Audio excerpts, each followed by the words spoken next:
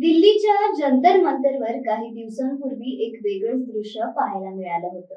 हातात संविधान, काहींच्या हातात फुले, चेहऱ्यावर कॉक्रोचचा मास्क आणि घोषणांपेक्षा जास्त चर्चा शिक्षण व्यवस्थेवर.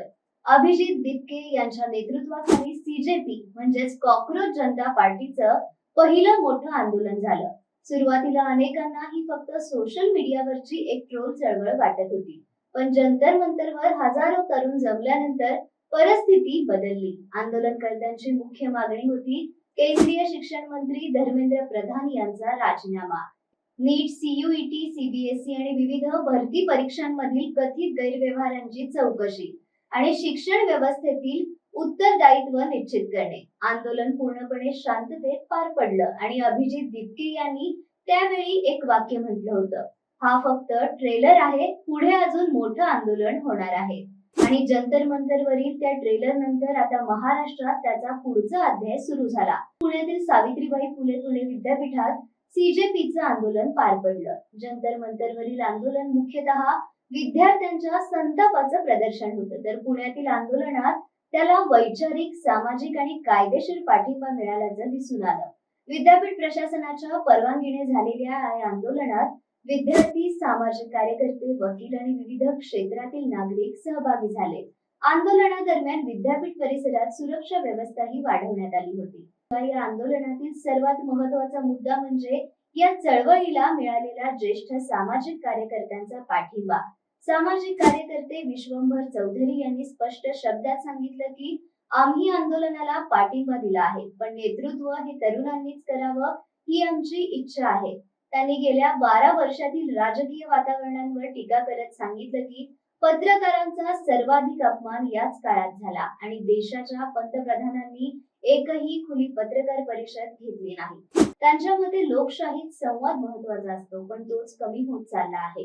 विश्वंभर चौधरी यांनी अभिजित दिपके यांच्याबद्दल बोलताना सांगितले की त्यांच्यामध्ये भविष्यातील नेतृत्वाची क्षमता दिसते. ते म्हणाले की जगातील अनेक आंदोलन हिंसक वळणाने सुरू झाली, पण अभिजितने सुरुवातीपासून गांधीजी आणि डॉक्टर बाबासाहेब आंबेडकर यांच्या विचारांवर आधारित अहिंसक चळवळ उभी केली. भारतीय लोकशाही वाचवण्यासाठी जन आंदोलनाशिवाय पर्याय नाही, असंही त्यांनी सांगितलं. त्यांनी हेही स्पष्ट केलं की सीजेपी कडे मोठं आर्थिक भांडवल नसले तरी या तरुणांना एक संधी दिली पाहिजे. मात्र भविष्यात अभिजित किंवा त्यांच्या टीम कडून काही चुका झाल्या तर त्यांच्यावर टीकाही केली जाईल, असं त्यांनी स्पष्टपणे सांगितलं. अभिजित दिपके यांनी आपल्या भाषणात आंदोलनाच्या अचानक वाढलेल्या स्वरूपाबद्दल सांगितलं. ते म्हणाले, हे सगळं अचानक झालं आहे. मी काहीही जाणून बुजून केलं नाही. ज्या दिवशी मी पहिली पोस्ट केली त्या दिवशी मी अमेरिकेत नोकरीसाठी अर्ज करत होतो. काही आठवड्यातच सोशल मीडियावरील पोस्ट पासून देशव्यापी चर्चेपर्यंतचा त्याचा प्रवास झाला. त्याच्यावर आणि आंदोलनातील तरुणांवर पाकिस्तानी असल्याचे आरोप होत असल्याचा उल्लेख करत त्यांनी प्रश्न विचारला, जर प्रश्न विचारणारे तरुण पाकिस्तानी असतील तर भारतीय कोण आहेत? फक्त आयटी सेल चालवणारेच भारतीय आहेत का? त्याच्या या प्रश्नाला उपस्थित विद्यार्थ्यांनी आणि तरुणांनी जोरदार प्रतिसाद दिला. आंदोलनातील आणखी एक महत्त्वाचा आवाज होता ज्येष्ठ विधिज्ञ ॲडव्होकेट असीम सरोटे यांचा. त्यांनी आंदोलनकर्त्यांना सावध राहण्याचा सल्ला देत सांगितले की काही अनावश्यक लोक आंदोलनात घुसून त्याला चुकीचं वळण देण्याचा प्रयत्न करू शकतात. त्यांनी समाजातील काही प्रवृत्तीवर टीका करत म्हटलं की आज आंबेडकरांचा फोटो हातात घेतला तर काही लोक त्याला नक्षलवादाशी जोडतात. त्यांच्या मते सरकार या तरुणांना घाबरत आहे. असीम सरोदे यांनी सरकारवर कठोर टीका करत सांगितलं की केवळ धर्मेंद्र प्रधान यांचा राजीनामा हा अंतिम मुद्दा नाही.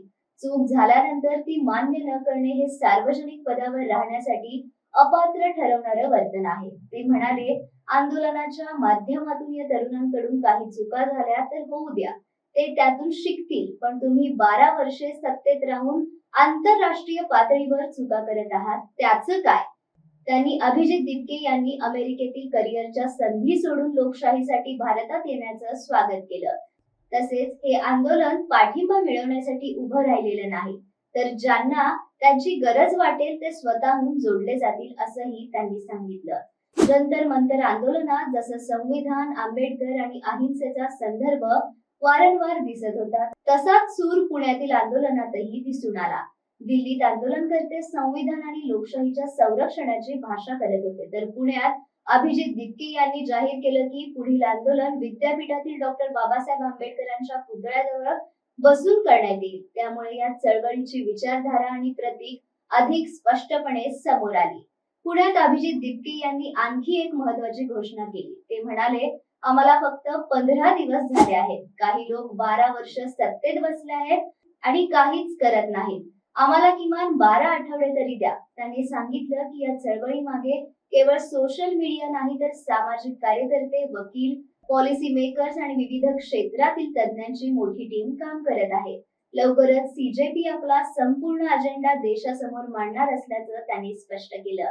आजच्या आंदोलनात असीम सरोदे यांनी आणखी एक गंभीर मुद्दा उपस्थित केला. त्यांच्या मते अनेकदा कायदे जाणीवपूर्वक कमकुवत केले जातात आणि काही प्रकरणातील आरोपींना वाचवण्याचा प्रयत्न केला जातो. त्यांनी असा आरोप केला आहे की काही प्रकरणामध्ये सरकारी अधिकारीही अडकू शकतात.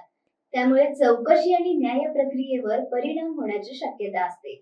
आता या आंदोलनाचा पुढचा टप्पा अधिक मोठा असणार आहे. पुण्यानंतर अभिजित दिपके लखनौ आणि अमृतसर येथे जाणार आहेत. त्यानंतर 20 तारखेला पुन्हा दिल्लीच्या जंतर मंतरवर आंदोलन होणार आहे. मात्र यावेळी त्यांचा सूर अधिक ठाम होता. त्यांनी स्पष्ट शब्दात सांगितले की यावेळी राजीनामा घेतल्याशिवाय आम्ही परत येणार नाही. जंतर मंतरवरील पहिल्या आंदोलनात दिलेला इशारा आता देशव्यापी मोहिमेत बदलताना दिसत आहे. एकूणच पाहिले तर जंतर मंतर आंदोलनाने देशभरातील तरुणांच्या नाराजीला पहिला सार्वजनिक चेहरा दिला. पुणे आंदोलनाने त्या नाराजीला वैचारिक आधार, सामाजिक पाठिंबा, कायदेशीर समर्थन आणि संघटनात्मक दिशा दिली. जंतर मंतरवर विद्यार्थ्यांचा आवाज ऐकू आला होता, तर पुण्यात त्या आवाजाला अनुभवी सामाजिक कार्यकर्ते आणि कायदे तज्ञांची साथ मिळाल्याचं दिसलं. त्यामुळे हा फक्त एका मंत्र्यांच्या राजीनामाचा प्रश्न राहिलेला नाही. शिक्षण व्यवस्था, परीक्षा घोटाळे, बेरोजगारी, लोकशाहीतील संवाद, पत्रकार स्वातंत्र्य, उत्तरदायित्व आणि संविधानिक मूल्ये यासारखे अनेक मुद्दे आता या आंदोलनाच्या केंद्रस्थानी आले आहेत. त्यामुळे पुढील काही आठवड्यात सीजेपी ही फक्त सोशल मीडिया चळवळ राहते की खऱ्या अर्थाने राष्ट्रीय जन आंदोलन बनते, याकडे संपूर्ण देशाचं लक्ष लागलेलं असेल. यावर तुमचं काय मत आहे आम्हाला कमेंटमध्ये नक्की कळवा आणि चॅनलला नक्की सबस्क्राईब करा. धन्यवाद.